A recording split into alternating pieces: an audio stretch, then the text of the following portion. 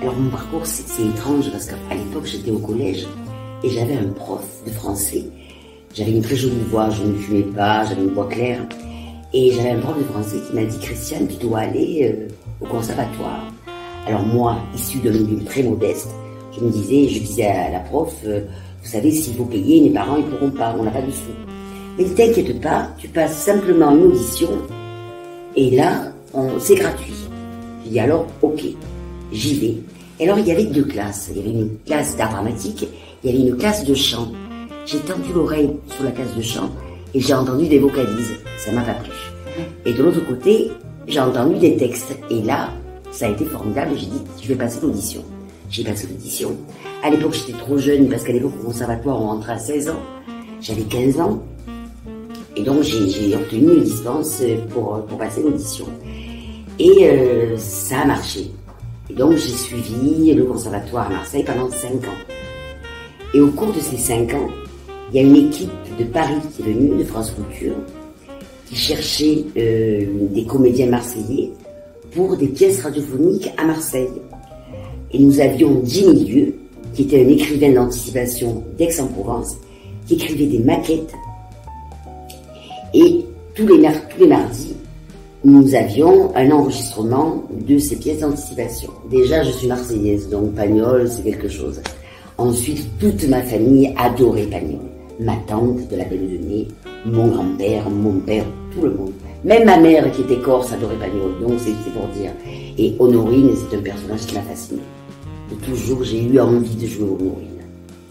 J'ai rencontré Fred sur les randonnées théâtrales, et à partir de là, il m'a dit, t'inquiète pas, si je monte Marius, tu seras Honorine. Et voilà, ça s'est réalisé. Les répétitions.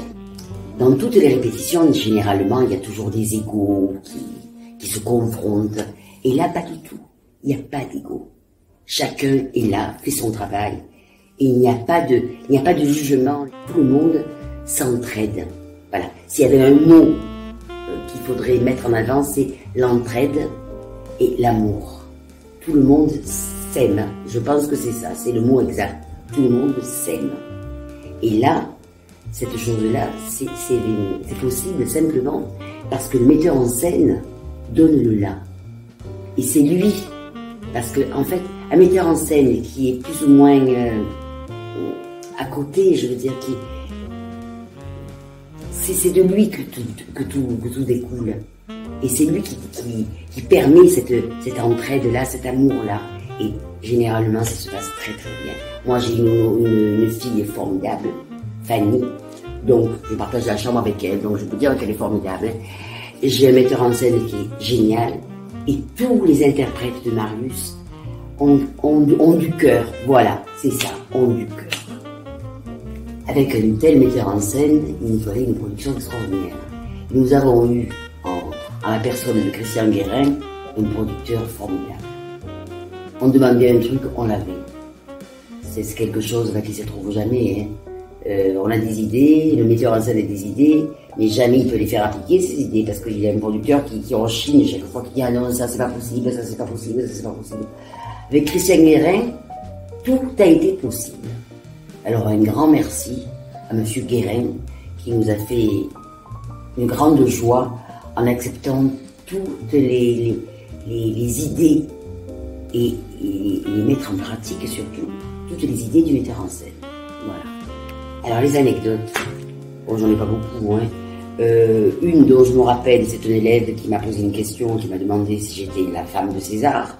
Alors je lui ai dit qu'évidemment non, nous étions simplement des amis d'enfance qui habitaient le même quartier, qui se connaissaient et qui ont suivi leur vie chacun.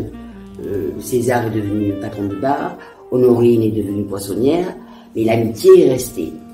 Panis, lui, alors là, Maître Panis, c'était un peu différent. Lui, c'était le bon élève de la classe, issu d'un milieu beaucoup plus aisé que nous, et qui, malgré tout, continuait à avoir les mêmes relations que quand il était petit. Et voir Honorine, César, etc. Monsieur Brum, ben lui, il a été parachuté de Lyon, il est venu ici, et il s'est laissé gagner par l'ambiance marseillaise. Et voilà, Marius, bon, Marius c'est formidable. Je dis tout le monde est extraordinaire dans cette pièce. Alors, ma vision du personnage, c'est une femme vraie. Moi, dans ma famille, il y a eu une mère célibataire qui est morte en couche et l'enfant a été élevé par sa tante. Et je retrouve dans Honorine les mêmes traits de caractère. Il faut travailler parce qu'il faut élever l'enfant. Honorine n'était pas une fille mère, elle était mariée, mais son mari étant mort, elle a dû travailler énormément, élever sa fille pratiquement seule. Et on a évité tout le côté caricatural, généralement, qu'on attribue aux personnages de Pagnol. On en a fait des personnages vrais, dans la vraie vie.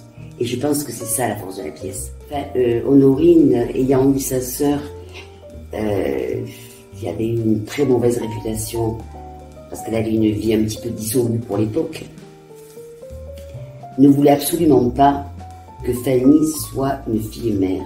Ne voulait absolument pas que Fanny supporte les jugements des gens autour qui pourraient mal la juger, quoi. C'est tout. Donc elle voulait absolument que Fanny ait un statut de femme mariée. Donc c'est pour ça qu'elle a tout fait pour l'aiguiller vers Maître Panisse.